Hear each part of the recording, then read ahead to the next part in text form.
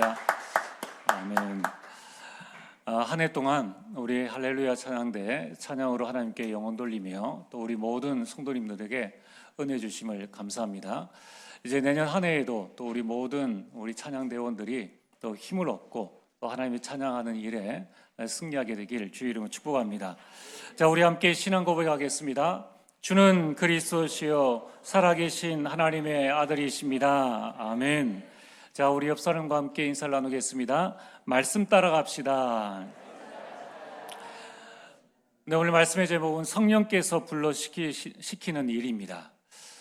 이제 우리가 한 해 또 말씀 따라왔는데요. 이제 내년에도 사실적인 말씀을 붙잡고 성령께서 불러시키시는 그 일에 여러분이 증인으로 서게 되기를 주의 이름으로 축복합니다. 여러분, 올 한 해를 되돌아보면서 우리 자신을 점검하고 많은 부분들을 또 주신 응답들을 확인을 해보셔야 합니다. 자, 그러면은 올 한 해에 가장 먼저 여러분 어떤 신앙생활을 하셨습니까? 내 중심의 신앙생활입니까? 아니면은 정말 하나님이 기뻐하시는 신앙생활을 하셨습니까? 성경에는 하나님이 기뻐하시는 신앙생활이 있음을 말씀하고 있습니다. 여러분, 신앙생활이라는 것이 나 중심이 아닙니다. 하나님을 믿고 하나님을 바라보는 생활을 신앙생활이라고 합니다. 이러한 하나님이 기뻐하시는 신앙생활을 했을 때에 그 목동이었던 다윗이 왕으로 세워지게 됩니다. 여러분, 하나님께서는 일개 목동인 다윗을 왜 한 나라의 왕으로 세우셨을 뿐만 아니라 그 목동 다윗을 이스라엘 최고의 왕으로 세우신 이유가 무엇입니까? 사도행전 13장 22절에 다윗은 하나님의 마음에 맞는 사람이었습니다. 우리도 마음 맞는 사람 만나면은 밤이 새도 불편한 것 없고 또 더 좋은 창의적인 많은 일들이 일어나게 됩니다. 하물며 하나님과 우리가 마음이 통한다. 내 자신의 모든 신앙생활이 하나님의 마음에 맞는 사람이라면은 그러면 더 말할 것이 무엇이 있겠습니까? 그렇다면은 오늘 첫 번째로 우리 신앙생활은 하나님 중심이어야 합니다. 창세기 1장 1절에 태초에 하나님이 천지를 창조하시니라. 여러분, 하나님은 천지를 창조하시고 온 우주를 창조하신 창조주 하나님이십니다. 그뿐만 아니라 1장 27절에 하나님께서 하나님의 형상대로 우리를 창조하셨습니다. 누구보다 나를 제일 잘 아시는 분이 하나님이세요. 그리고 하나님께서 우리를 창조하신 바로 그 순간에 모든 것을 다스릴 수 있는 복을 주셨습니다. 하나님은 우리의 생사화복의 주관자이십니다. 지금 내가 가지고 있는 것 내 것이 아니요 하나님께서 주신 것을 우리가 소유하고 있는 것이고 누리고 있는 것입니다. 그러므로 우리 신앙생활은 당연히 하나님을 바라보고 하나님 중심이어야 합니다. 여러분, 두 번째로 하나님이 기뻐하시는 신앙생활은 성경 중심이어야 합니다. 시편 119편 105절에 주의 말씀은 내 발의 등이요 내 길의 빛이니이다. 우리 신앙생활의 기준이 바로 성경, 하나님의 말씀이 되어야 합니다. 이스라엘 백성들이 400년 동안 그들의 모든 삶의 중심은 애굽 감독관의 지시에 따랐습니다. 몇 수까지 나오라 하면은 나가야 됩니다. 일하라고 하면은 일을 해야 됩니다. 할당량을 주면은 그 할당량을 채워야 합니다. 이제 돌아가라고 하면은 돌아가야 합니다. 모든 생활의 중심이 세상 중심, 감독관 중심의 이 생활이었는데 이제 모세를 통하여서 이스라엘 백성들이 400년 노예 생활을 마치고 출애굽했습니다. 어떻게 살아가야 될까요? 그 기준이 없었습니다. 그래서 출애굽을 했는데 가데스 바네아에서 우리는 갈 수 없다라는 불신앙 속에 빠지게 됩니다. 그래서 하나님께서 이스라엘 백성들을 40년 동안 광야 생활을 하게 하셨습니다. 광야 생활을 했는데 그 중심이 뭐냐 하면은 성막을 따라가라. 성막 중심으로 모든 삶을 다 바꾸셨어요. 그래서 200만 명 되는 이스라엘 백성들이 이 머물 때에 장막을 칠 것 아닙니까? 이 텐트를 치는데 그 텐트의 문을 어디를 향해서 내느냐? 온 이스라엘 백성들이 북쪽에 있든 남쪽에 있든 동쪽에 있든 서쪽에 있든 관계없이, 동향이냐 남향이냐 관계없이 모든 성막 장막의 문을 성막을 향하여서 열도록끔 말씀하셨습니다. 그래서 삶의 중심이 성막 중심으로 되게 하셨다는 거예요. 하나님께서 이스라엘 백성들에게 언약궤를 따라가라, 말씀이든 언약궤를 따라가라고 말씀하셨습니다. 이스라엘 백성들이 요단강을 건널 때에 언약궤를 따라가라고 말씀하셨습니다. 그때에 언약궤를 따라가는 이스라엘 백성들이 제사장의 발이 요단강에 닿자마자 그 요단강이 갈라졌습니다. 여러분, 이처럼 올 한 해 우리가 하나님의 말씀을 따라왔다면 내년 한 해에도 가보지 않은 이 한 해를 하나님께서는 말씀 따라가라고 하십니다. 세 번째, 하나님이 기뻐하시는 신앙생활은 교회 중심이어야 합니다.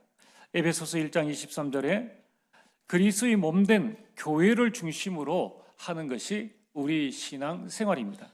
그래서 아까 말씀드린 것처럼 모든 이 장막의 문을 성막 중심으로 해라. 그래서 아침에 나올 때 가장 먼저 이 성막 되시는 하나님을 바라보며 하루를 시작하게 했다는 것입니다. 오늘 저와 여러분들이 올 한 해에 나의 신앙생활을 점검해보고 이제 내년에는 내가 어떻게 신앙생활을 할 것인가, 방향과 기준을 명확하게 붙잡으시길 바랍니다. 나는 하나님 중심으로 신앙생활을 한다. 나는 성경 중심으로 나는 신앙생활을 한다. 나는 교회 중심으로 신앙생활을 한다. 그래서 여러분들이 하나님이 기뻐하시는 신앙생활의 주역이 되어지길 주의 이름으로 축복합니다. 자, 오늘 말씀은 아주 중요한 이 사도행전의 새로운 시작이요, 전도 선교의 새로운 전환점이 되어지는 부분입니다. 여러분, 우리는 올 한 해 첫 시작을 사도행전으로 시작했습니다. 그래서 오늘 사도행전 13장까지 오게 되었습니다. 여러분, 사도행전은 크게 세 가지 부분으로 나누어집니다. 첫 번째는 사도행전 1장부터 7장까지 하나님께서 초대교회를 세우시고 초대교회를 통하여서 부흥케 되는 그 말씀을 우리에게 주십니다. 사도행전의 두 번째 부분은요, 8장부터 12장까지입니다.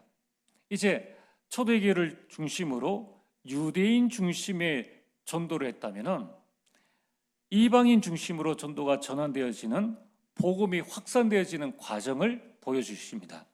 빌립이 사마리아 성에 내려갔고 또 베드로가 고넬료의 집에 복음을 전하는 초대교회 중심으로 복음이 확산되어지는 말씀을 우리에게 주십니다. 자, 이제 오늘 사도행전 13장에서 끝까지 28장까지가 한 묶음입니다. 이 세 번째 부분은 이 복음이 이방인, 이 안디옥에서 로마까지 전파되어지는 그 여정을 말씀하고 있습니다. 우리는 올 한 해 초대교회의 전도로부터 시작해서 이제 이 마지막 시간에, 마지막이 아닌 새로운 선교의 시작점을 알리는 이 사도행전 13장의 말씀을 접하게 되었습니다. 자, 오늘 본론은 초대교회와 안디옥 교회의 극명한 차이를 보여줍니다. 초대교회는 성령께서 시키는 일을 보고한 베드로를 비난했지만 안디옥 교회는 성령께서 시키시는 그 일에 바로 순종했습니다. 오늘 말씀은 아주 중요합니다. 어떻게 안디옥 교회가 그런 순종의 응답을 누릴 수가 있었는가? 오늘 본문을 통해 하나님이 주시는 말씀은 무엇입니까? 첫 번째, 안디옥 교회는 그리스도 안에서 하나가 되어졌습니다. 오늘 1절 말씀에 안디옥 교회에 선지자들과 교사들이 있으니, 사도행전 11장에 안디옥에 큰 무리가 모였고 큰 무리를 가르쳤다라고 말씀하고 있습니다. 그 가운데에 안디옥 교회의 대표되는 인물, 선지자들과 교사들에 대한 말씀이 나오는데 그 중에 5명이 나오게 됩니다. 자, 이 5명이 어떤 출신인가, 어떤 계층인가, 어떤 모습인가를 말씀하고 있습니다. 여러분, 이 5명은 또 안디옥 교회의 성도들은 그들이 출신, 계층, 모습은 달라도 근본은 하나입니다. 창세기 1장 27절 하나님의 형상을 가진 자들입니다. 이걸로 하나가 되어졌다는 거예요. 여러분, 오늘 첫 번째 나오는 선지자들과 교사들 중에 첫 번째 나오는 인물이 바나바입니다. 바나바는 레위인으로 자신의 전 재산을 팔아서 헌금을 했습니다. 이 바나바는 성령과 믿음이 충만한 누가 봐도 존경스러운 사람입니다. 자, 그런데 두 번째로 니게르라는 시므온이라는 사람이 나옵니다.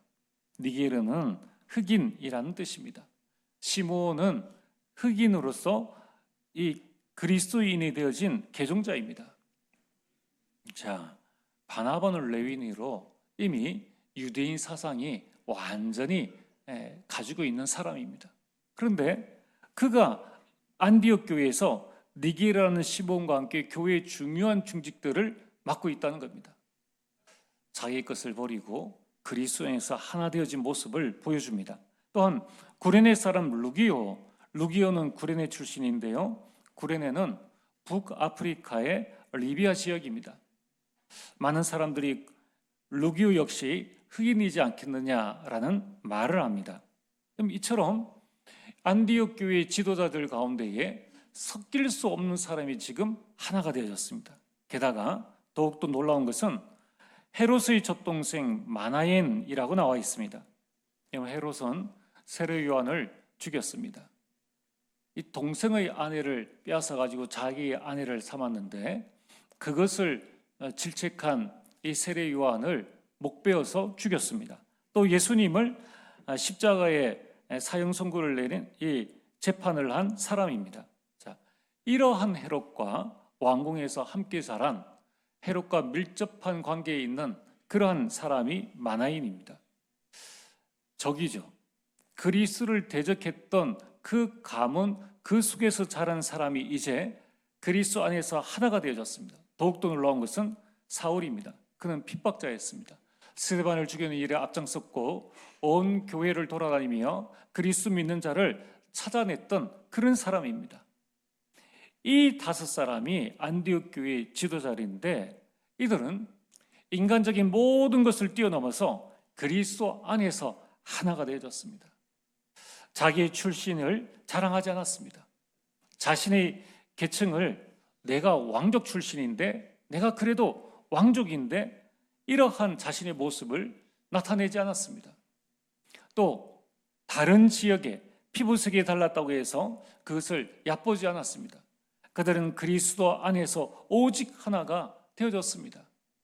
안디옥 교회 성도들은 하나님 주시는 그 축복 속에서 하나 되어지는 모습들을 보여주었습니다. 여러분, 우리는 하나님의 자녀입니다. 하나님의 은혜로 말미암아 구원받아 이제 교회 안에서 하나님의 자녀로 하나가 되어졌습니다. 한 아버지를 모시고 한 교회를 섬기고 있습니다. 여러분, 교회 안에서는 출신이나 계층이나 모습이 달라도 아무 상관없습니다. 여러분, 우리는 이것을 문제 삼지 말아야 합니다. 또한 우리는 한 시대를 살릴 남은 자로 부름받았습니다. 이렇게 하나님의 큰 은혜를 받은 우리임에도 불구하고 우리가 하나 되지 못하는 이유는 무엇입니까? 그게 바로 갈라디아서 2장 20절입니다. 그리스도 안에서 내가 죽어야 하는데 내가 낸대라는 나 자신의 모습입니다. 나 중심입니다. 여러분, 신앙생활은 나 중심으로 하는 것이 아니라 하나님 중심으로 하나님께서 구원하신 그 자녀들과 함께 신앙생활을 하는 것입니다. 이제 우리가 올해를 마무리하면서 우리 안에 있는 모든 것들을 버리고 이제 우리 트리니티 교회가 그리스도로 하나 되어지길 주의 이름으로 축복합니다. 오늘 본론 두 번째로 하나님께서 우리에게 주시는 말씀은 무엇입니까? 교회가 하나 될 때 성령께서 역사하신다는 거예요. 여러분, 우리는 이 사실을 마음에 반드시 기억을 하셔야 됩니다. 성도들이 능력이 있어야 성령께서 역사하시는 것이 아니라 모든 성도가 하나 되어질 때 성삼위 하나님께서 우리 가운데 역사하신다는 것입니다. 이것이 시대마다의 교회 부흥의 비밀입니다. 여러분, 안디옥 교회는 오늘 2절 말씀처럼 주를 섬겨 금식할 때에 라고 말씀합니다. 이것은 앞에 거론되어진 5명만을 말씀하는 것이 아니라 안디옥 교회 전 성도를 말씀하는 겁니다. 전 성도가 주를 섬겼습니다. 주를 섬겼다는 말은 정 성도가 하나님께 예배를 드렸다는 것입니다. 안디옥 교회의 최우선 순위는 예배 공동체였습니다. 전 성도가 모여서 함께 예배의 축복을 누렸을 뿐만 아니라 금식할 때에 라는 말씀은 자신을 주님께 바친다는 의미에서 금식을 했다는 말씀입니다. 그래서 자기 자신을 온전히 주님 앞에 드렸다는 것입니다. 이것을 오늘날 우리는 헌신이라고 합니다. 이렇게 안디옥 교회는 진정한 예배와 자기 자신을 하나님께 바치고자 하는 섬김이 있을 때에 그때에 성령께서 역사하셔서 안디옥 교회에 말씀을 주셨습니다. 만약에 교회가 하나 되지 않고 교회 안에 섬김이 없을 때에 성령께서 뭐라 말씀하시면 어떻게 되어지겠습니까? 그 말씀을 들은 사람은 그 일을 행하겠지만은 말씀을 듣지 못한 사람들은 거기에 대해서 아무런 관심이 없거나 때로는 비난하게 된다는 것입니다. 그 증거가 여러분 사도행전 11장에 이 초대교회라는 것입니다. 이는 원래 초대교회는 그런 교회가 아니었습니다. 사도행전 1장에 보면 초대교회는 전 성도가 언약을 붙잡고 기도했습니다. 오직 그리스도, 하나님 나라, 성령 충만을 붙잡고 오로지 마음을 아파하여 기도에 힘을 썼습니다. 그때에 사도행전 2장 1절에서 4절까지 성령의 역사가 일어났습니다. 이 성령의 역사로 말미암아 삼천제자가 일어났는데 삼천제자가 일어났을 때에도 초대교회는 사도행전 2장 42절에 오로지 사도의 가르침을 받았습니다. 그리고 오로지 이 말씀을 가지고 서로 교제했다는 거예요. 그리고 오로지 현장에서 떡을 떼며 그리스도의 죽으심과 부활을 묵상했습니다. 그리고 기도에 힘썼습니다. 그때에 하나님의 역사가 그들이 현장에 날마다 일어났습니다. 저는 우리 교회의 모든 성도님들이 하나가 되어져서 여러분의 가정 가문이 살아날 뿐만 아니라 우리 교회가 은혜 충만하고 성령 충만한 교회가 되어지기를 주의 이름으로 축복합니다. 올 한 해에도 하나님께서 우리 교회를 든든히 지키시고 인도해 주셨습니다. 이제 내년에는 237을 살리고 오천존족을 살릴 수 있도록 우리가 더욱더 하나 되는 일에 힘을 쓰고 성령의 역사가 여러분과 여러분 모든 가정 가문에 일어나게 되기를 주의 이름으로 축복합니다. 여러분, 이처럼 안디옥 교회는 하나가 되어졌습니다. 오늘 본론 세 번째로 안디옥 교회는 하나님이 기뻐하시는 교회가 되었습니다. 오늘 3절 말씀에 이에라고 말씀합니다. 성령께서 불러시키시는 일을 위하여 바나바와 사울을 따로 세우라고 말씀하셨는데 이때 안디옥 교회는 어떤 반응을 보였습니까? 이에라는 말씀의 뜻은 바로 그때에라는 말씀입니다. 안디옥 교회는 성령의 지시가 있자마자 즉각적으로 사명 감당에 온 성도가 순종했습니다. 성령이 불러시키는 일에 바로 순종하고 선교 사역을 위해 온 성도가 금식하며 기도했다는 것입니다. 자, 이 결과가 어떻게 되어졌는가? 온 성도들이 하나님의 말씀에 순종하고 금식하며 기도했는데 어떤 일들이 일어났습니까? 손해를 보고서라도 최초로 첫 선교사를 파송했습니다. 제가 이 원문 이 주보에는 손해를 보고서라도라는 단어를 일부러 뺐어요. 여러분, 이 안디옥 교회는 교회가 손해를 보고서라도 최초의 선교사를 파송했다는 겁니다. 이 말씀이 무슨 말씀인가? 오늘 3절에 보면은 이에 금식하며 기도하고 두 사람에게 안수하여 보내니라. 자, 우리 성경에는 우리 한글 말은 보내니라 하니까 그냥 그런가 보다라고 생각할 수 있습니다. 여러분, 우리 아이들을 학교에 보내지 않습니까? 우리 직장인들이 뭐 어디 출장을 보냅니다. 또는 어디를 군회를 보냅니다. 그럼 어떻게 되어집니까? 학교가 나 있는 그날 집으로 돌아오고 군을 가도 18개월 군 보내면은 되돌아옵니다. 출장을 보내도 갔다가 되돌아옵니다. 그런 의미의 되돌아오는 의미의 보내니라가 전혀 아닙니다. 이 보내니라는 이 단어는 감옥에서 죄수를 풀어줄 때 쓰는 단어입니다. 그래서 이제 이게 헬라어인데요, 원문의 뜻은 그 뜻입니다. 감옥에서 죄수를 풀어줬는데 다시 되돌아옵니까? 되돌아오지 않는다는 거예요. 여러분, 바나바와 사울은 안디옥 교회를 부흥시킨 지도자들입니다.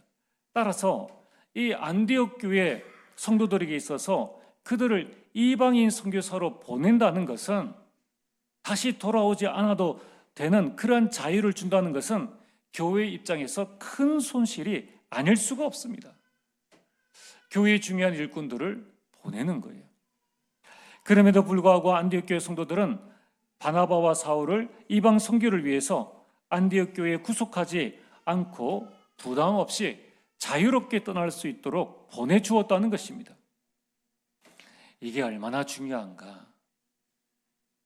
이러한 안디옥 교회의 일은 하나님의 마음을 시원케 했습니다. 창세기 11장에 바벨탑을 쌓은 인간을 보면서 하나님께서는 모든 사람의 언어를 혼잡하게 하셨습니다. 그 이후에 하나님께서는 창세기 12장 1절에 3절에 아브라함을 부르셨습니다. 아브라함을 부르신 이유는 모든 민족이 너로 말미암아 복을 받으리라. 아브라함을 통해서 모든 민족에게 이 복음이 증거되어지기를 원하셨습니다. 그래서 하나님은 이 세계복음화의 언약을 아브라함이 주셨는데, 구약시대의 모든 선지자들, 구약시대의 모든 사람들은 예루살렘, 이스라엘을 벗어나지 못했습니다. 간혹 하나님의 강권적인 일로, 노예로 또는 포로로 또는 한두 명의 요나와 같은 선지자가 잠시 갔다 온 것 외에는 이 복음에 대한 진정한 이 선교의 일이 일어나지 않았습니다. 그런데 이제 드디어 사도행전 13장 1절에 3절에 안디옥 교회가 첫 선교사를 파송함으로 세계 선교의 문이 열리기 시작했습니다. 세계 선교가 시작되어진 것입니다. 하나님께서 아브라함을 부르실 때에 그때부터 하나님께서 이 첫 선교사 안디옥 교회를 통하여서 첫 선교사를 파송할 때 이 기간이 얼마 동안의 기간이냐? 2100년입니다. 2100년 동안에 한 맺힌 하나님의 가슴을 시원케 하는 날이 바로 이 날이라는 것입니다. 여러분, 이 날은 안디옥 교회의 기념비적인 날입니다. 세계 선교의 기념비적인 날인 것입니다. 안디옥 교회가 선교사를 파송한 이 날은 AD 47년에서 48년, 그럼 지금 2025년, 근 2000년 동안에 이 말씀이 계속적으로 237 나라에 증거되어짐으로 말미암아 저와 여러분들이 그 복음이 120년 전에 우리나라에 들어와서 계속 증거되어짐으로 말미암아 저와 여러분들이 이 자리에 있게 된 것입니다. 그렇다면 하나님의 한 맺힌 그 2100년의 기간 동안, 그리고 지금 2025년 동안 약 4100년 동안에 하나님의 그 복음의 증거가 계속적으로 이어져 왔다는 것입니다. 우리가 이런 사실을 본다면 자신의 가장 소중한 목회자, 교회의 핵심적인 인물을 세계 선교를 위해서 보내는 이 안디옥 교회 성도들은 성숙한 그리스도인입니다. 우리는 보통 그런 말을 하지 않습니까? 우리 교회에 좋은 교육자가 오면 좋겠다, 훌륭한 목사가 오면 좋겠다고 하는데, 안디옥 교회는 좋은 교육자, 훌륭한 목사를 파송을 했습니다. 저는 앞으로 우리 교회가 안디옥 교회와 같은 교회가 되어지기를 바랍니다. 저는 이 말씀을 준비하면서 그렇구나, 좋은 목사가 오는 것도 중요하지만은 좋은 성도가 되는 것은 더욱더 중요하다. 여러분, 우리 교회에 좋은 목사가 오는 것이 더 중요하지만은 저처럼 부족한 목사가 와도 목회할 수 있는 교회가 되어지면 얼마나 더 좋겠습니까? 여러분, 부족한 교역자가 오고 부족한 렘넌트가 오고 부족한 중직자가 와서 잘 양육되어지고 훈련되어져서 이 다른 곳으로 파송할 수 있는 그런 교회라면은 하나님이 기뻐하시는 교회가 되지 않겠느냐는 거예요. 여러분, 이제는 우리의 생각을 바꿔야 됩니다. 우리 인생을 기억하고 우리 교회를 기억해야 되는 거예요. 여러분, 교회는 한 사람이 쇼를 하는 것이 아닙니다. 좋은 목사가 와서, 좋은 훌륭한 목회자가 와서 이런저런 일을 하다가 그다음에 그 목사가 사라지고 나면은 교회는 서서히 힘을 잃고 그러며 사는 이야기가 그때가 좋았는데, 그러면 그때의 하나님은 살아계셨고 지금의 하나님은 죽으셨습니까? 우리는 그러한 인간 중심의 신앙생활에서 벗어나서 우리 인생을 기억하고 우리 신앙을 기억해야 하는 것입니다.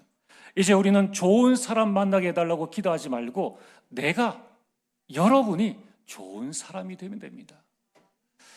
오베아다는 100명의 선지자를 살릴 수 있는 능력을 가지고 있었습니다.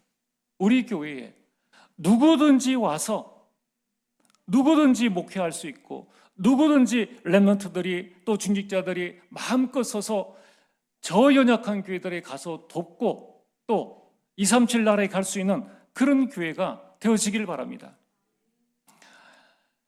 이제 우리 중직자들이 이 마음을 품으시길 바랍니다.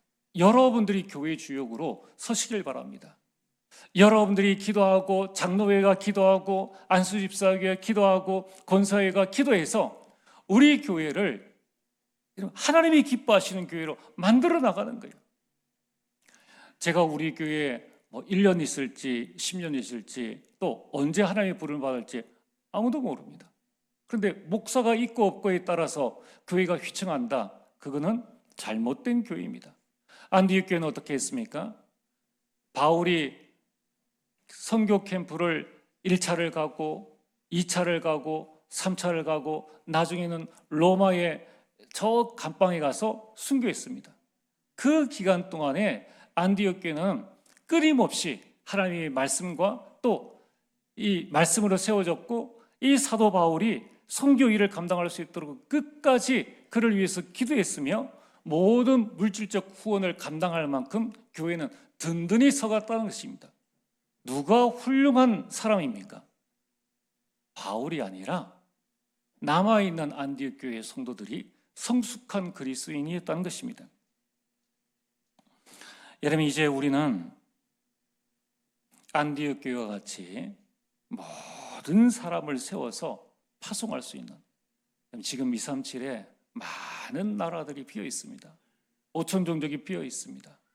지금 무너지려는 개척교회들이 너무나 많습니다. 그들을 살릴 수 있도록 우리 많은 교육자들 키우고, 또 우리 교회가 힘이 있으면 얼마나 좋습니까? 그런 중직자들이 일어나서 장로님, 이제 장로님은 그 지역에 저 교회를 10년 동안 살려주세요. 그리고 다시 오시면 됩니다. 살리고 오면 되잖아요. 여기에 상처받지 않고 여기에 흔들리지 않고 가서 살릴 수 있는 그런 중직자들이 일어나면 하나님이 보시기에 얼마나 기쁜 그런 교회가 되어지겠습니까? 자, 그래서 오늘 2026년에는 우리 교회가 그런 안디옥 교회의 축복을 받게 되길, 하나님이 기뻐하시는 교회가 되시길 주의 이름으로 축복합니다. 오늘 말씀의 결론입니다. 사람은, 모든 성도에게는 저마다의 사명이 따로 있습니다. 오늘 2절에 성령께서 말씀하셨습니다. 내가 불러 시키는 일을 위하여 바나바와 사울을 따로 세우라 하시니, 따로 세운다는 것은 구별하여 세운다는 것입니다. 하나님께서 저 사람을 부르신 이유를 발견하고 주신 달란트를 발견하여서 구분하여 세운다는 거예요.